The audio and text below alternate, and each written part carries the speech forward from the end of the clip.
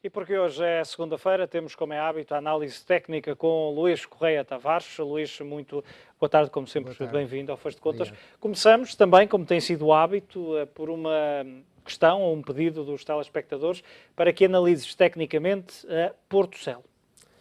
Para que analise tecnicamente a Portocel, a questão prende-se pelos motivos a que ou seja, pelas desvalorizações a que a mesma tem sido sujeita, que são correções, de facto. O motivo a que se deve, no fundo, tanto a Portocel como qualquer outra cotada, no geral, os mercados estão em si a corrigir depois de pontos máximos que atingiram, e a Portocel é uma das cotadas que, inclusive desde 2009, e desde 2000 a esta parte, juntamente com a Altri e Semapa, é um setor que tem valorizado, pode-se até dizer que tem sido quase anticíclico, porque está positivo desde 2000 a esta parte, ao contrário das restantes todas as outras cotadas. Portanto, de maneira que a mesma está a desvalorizar.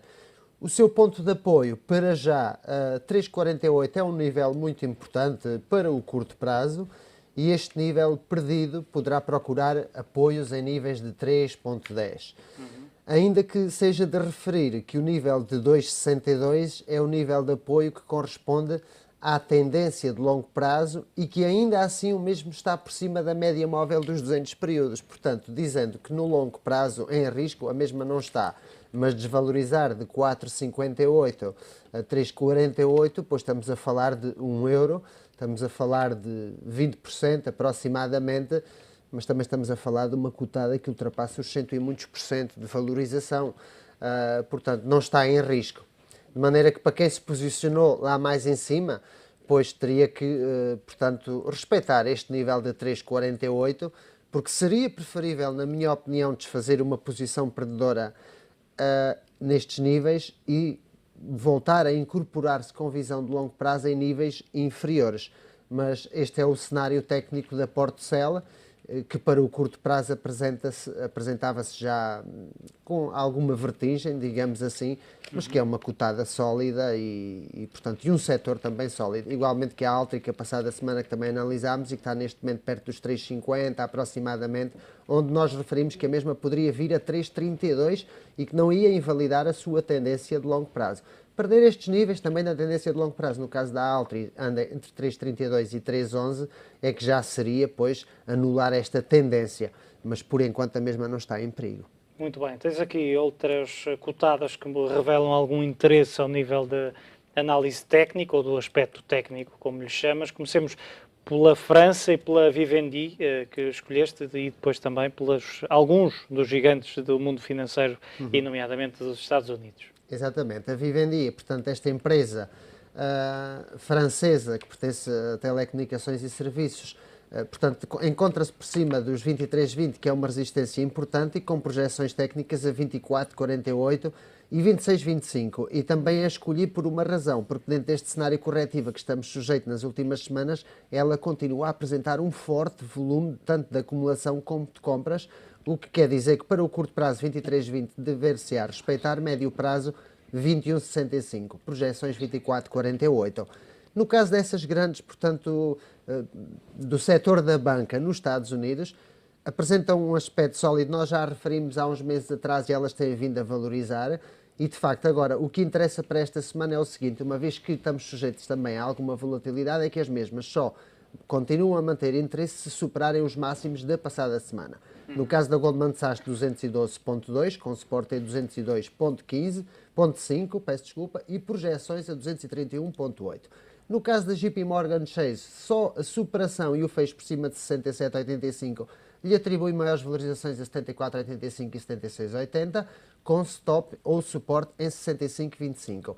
Já no caso da Wells Fargo, portanto, só a superação de 53,23 atribui um cenário de projeções a 58, 56 e 60, 27, sendo que o seu suporte também deverá ser respeitado ao stop em 55,60. No caso destas três, só a superação dos máximos da passada semana é que nos confirmam a continuidade do cenário das subidas, porque senão estamos em todas elas naquele objetivo que nós mencionámos há uns meses atrás, que já foi alcançado, e para quem está posicionado é muito fácil apenas gerir o stop e colocar o seu nível de stop acima do seu ponto de entrada. Para quem não se posicionou, só se posicionaria, na minha opinião, portanto, gerindo o risco desta forma, que é só com a superação dos máximos da passada sexta-feira e colocando o stop nos mínimos dessa, portanto, passada semana. Luís, o que é que te levou a escolher a análise do índice alemão DAX 30?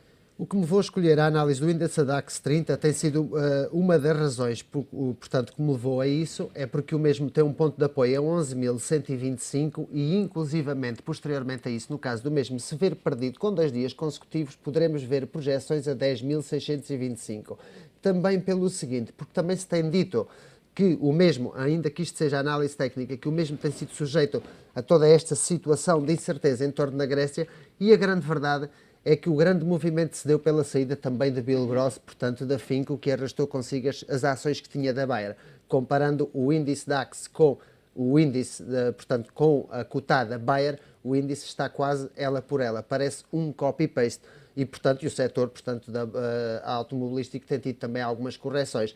Mas, portanto, porque é aquele que está no ponto de suporte mais importante, ao contrário das outras praças europeias, que ainda têm alguma distância desses mesmos suportes, e no caso do DAX, que também irá e poderá incutir alguma influência nos restantes índices, a perda e o fecho por baixo de 11.125 ao longo de 2 dias consecutivos, poderá vir a que o mesmo venha a deparar-se com o número redondo dos 11.000, com 3 zeros, digamos assim, onde constituirá um suporte, e a perda dos mesmos, 10.625, seria o próximo ponto de apoio para o DAX. Muito bem, podemos analisar ainda as matérias-primas, nomeadamente o Brent, que serve de referência às importações nacionais e também europeias. O que é que te diz a análise técnica? A análise técnica diz uma coisa bastante curiosa. Quando se fala de forma já persistente que o Brent poderá ter visto mínimos, ele desenvolve uma figura técnica que não está ainda confirmada, que é conhecida como uma bandeira. Essa bandeira não é mais do que tecnicamente, a mesma a ser confirmada, a continuação à tendência prévia, que é a desvalorização. O que quer dizer que, se verificarmos o Brent a perder o nível dos 60,75, poderemos ver o mesmo a procurar apoio em 50,62 e a procurar novamente mínimos. Depois, só nestes mínimos, é que veremos se de facto são para se perder e se dirigir a níveis inferiores, porque daqui destes mínimos poderão sair muitas outras figuras dentro da análise técnica que diria que de facto era um fundo. Mas para já a figura de bandeira é impecável, ainda que não esteja, portanto, devidamente cumprida, mas cumprir-se, isto não é mais do que continuidade à tendência prévia, que é de desvalorizações, para o caso do Brent. Isso poderá ser um bom sinal para os contribuintes portugueses e, nomeadamente, para quem anda de automóvel, que tem que... os combustíveis cá, conforme deixa aqui, é verdade. Tem que abastecer os depósitos. Para terminarmos, olhamos para os pares de divisas, euro-dólar e também o dólar-iene. Sendo que hoje, já agora, tivemos um dia atribulado para a lira turca por causa das eleições de ontem.